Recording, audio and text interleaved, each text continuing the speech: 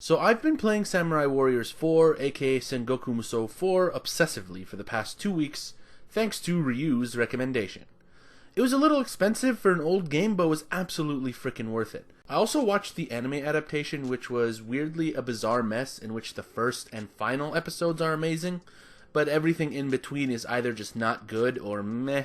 Either way, Samurai Warriors 4 is one of my new favorite games right now, and as I was playing it, I couldn't help but be excited about how certain characters would be adopted in Sengoku Musou in comparison to Sengoku Basara, one of my favorite anime of all time. The two series take place during the exact same time period, focusing on mostly the same characters with a similar hyper-fictionalized superpower element added on top of the history. The differences being both series approached every character differently and their historical events differently as well, making it fascinating to see how Sengoku Musou decided to adapt certain events such as the betrayal at Honnoji or the battle at Sekigahara over how Sengoku Basara's anime decided to do it. In this video, I want to take a look at every character I've seen in both series and explain why I like one over the other. This will be split up into two sections. The first part is where I talk about the major characters of both series, where I'll take more time to explain my decision, and the second will be a lightning round, where I talk about everyone else and say why one of them took the cake over the other and move on quickly. And I want to clear up a discrepancy in this list. I've played Samurai Warriors 4 and watched its anime adaptation, while I've only ever watched the animes of Sengoku Basara. I want to put that out there to at least acknowledge certain biases and gaps in my knowledge. This comparison is purely for fun and shouldn't be taken too seriously because I'm comparing an anime series with a video game. With that in mind, let's go. Sanada Yukimura. So in both titles, Yukimura is a primary character at the forefront of the plot in the series. Both of them share an outward nobility to them, which gets them in the good books of a lot of other characters. However, I think the Basara version just has more charisma and more to him. He's got his hilarious dynamic with Takeda Shingen, his awesome rivalry with Date Masamune, and just his general airheadedness is so much fun to watch. Like, remember the episode where Kojiro and Shingen poorly disguised themselves and Yukimura still couldn't tell that they were the same dudes? Or the episode of Gakuen Basara where Yukimura has to pretend to be bad but can't bring himself to do it because he's so pure and good-hearted, so he just struggles the whole time? The Basara version I think takes this round. Their version of Yukimura is so unforgettable, to be honest. Okay, the next one here is a pretty easy decision for me to make. Sengoku Basara's Date Masamune is so iconic and so lovable that the Musou version just didn't even stand a chance. Basara Masamune is voiced by the legendary Kazuya Nakai, speaks random 21st century English in the 1500s in Japan, is an absolute badass, and has one of the best character dynamics with Kojiro, as well as a great frenemy rivalry with Yukimura. The Musou version is a lot more of a minor character and is replaced by Nobuyuki Sanada as a primary rival. Furthermore, the Musou version also is just way less charismatic, and I wasn't a fan of his personality. Dude seemed really whiny and shit. So the Basara version takes round 2.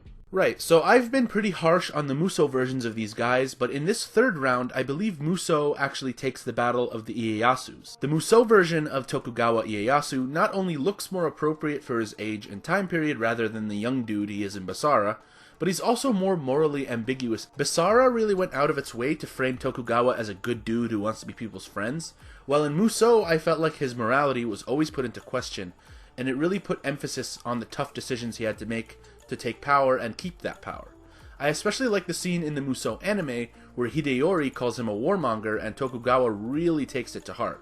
It was a pretty powerful scene in a few ways. Basara's Tokugawa just feels like a cheesy battle shonen protagonist a lot of the time, constantly going off about bonds and friendship. If it's any consolation, I did like the Basara version of Honda Tadakatsu a lot more than Musou's. But Sengoku Musou wins this one pretty easily. Round 4 is the battle of the Oichis. Basara Oichi was just always in a state of pity. I mean, it's hard to blame her when Nobunaga is her brother, but the Musou version was a lot more proactive and didn't mope around as much, despite suffering the same hardships. She took everything in stride, while the Basara version was just always sad, all the time. She did make a recovery in the last party movie, but if we're comparing the two versions, it's definitely too little too late, and Musou Uechi wins this one. Speaking of Nobunaga, this is a close one. I found both of them to be very interesting. The Musou version is very fun to play and had a lot of gusto and flair alongside his evil, if that makes any sense. Like, he's the kind of dude that would burn down your village but then put a rose in his mouth to try and charm you. I liked him quite a bit in Sengoku Musou. However, I think the more simplistic Basara version actually wins, but only slightly. Despite being more straight up evil and menacing, I think that's what makes it work. Basara Nobunaga just exudes such a terrifying and imposing presence whenever he's on screen, and him being voiced by the legendary Norio Wakamoto in what I think is his best performance, alongside great sound and artistic decisions, really helped solidify Basara Nobunaga as one of my favorite anime characters of all time. Point to Basara. Now, the Battle of the Mitsuhides is interesting.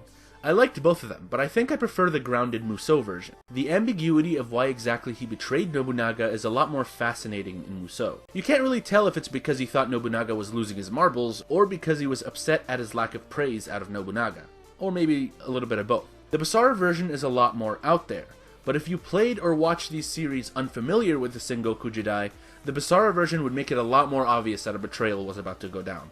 I mean, look at this guy, he just oozes untrustworthy. I also like the Musou version's more traditional samurai aesthetic, and his gameplay also complemented that well. He's also voiced by Hikaru Midorikawa, the man who voiced Garo in One Punch Man, so Musou Mitsuhide wins here.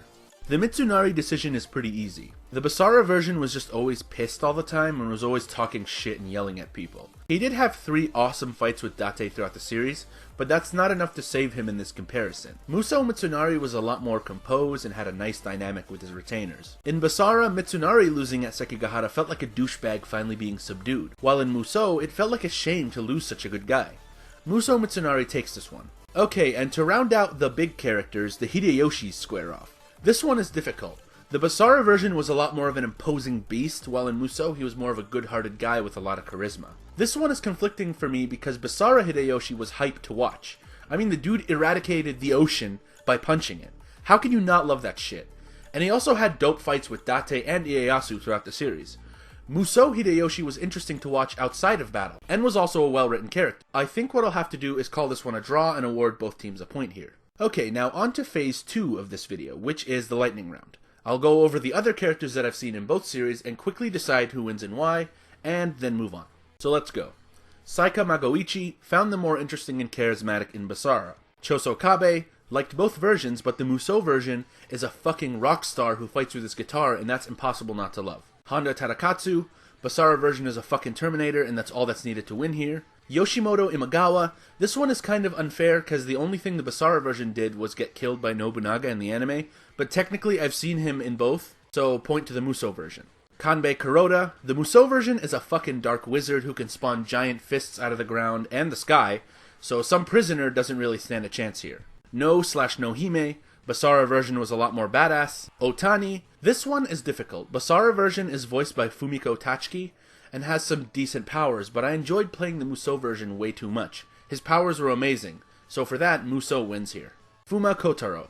Musou version actually has personality, so point to Musou. Hideaki Kobayakawa. This one is kind of a wash because the Basara version actually personally appears, while only Kobayakawa's army showed up at Sekigahara and Musou. But that technically counts as being in the game, I guess, so Basara gets a point by default. Kojiro was a great companion for Date and Basara and had a lot of great moments. The Musou version didn't impress me much. Point to Basara. Miyamoto Musashi. I don't even remember what the Basara version was like. The Musou version was fun to play and had some nice attacks. Points Musou. Motonari. Neither version is that amazing, but the Basara version was at least memorable for his rivalry with Motochika. Musou version was just boring. Points Basara. Uesugi Kenshin. Neither left an impression on me, no points. Well, that's my comparison, guys. If anyone who's played/seen both series is watching, let me know if you agree. Thanks for watching if you made it this far.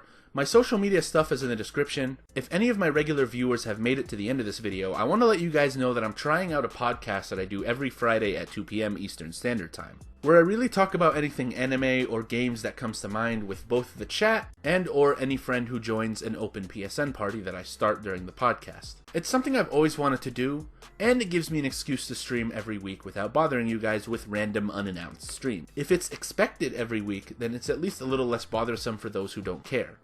Anyway, thanks again for watching, have a great day, and I'll see you on the next one.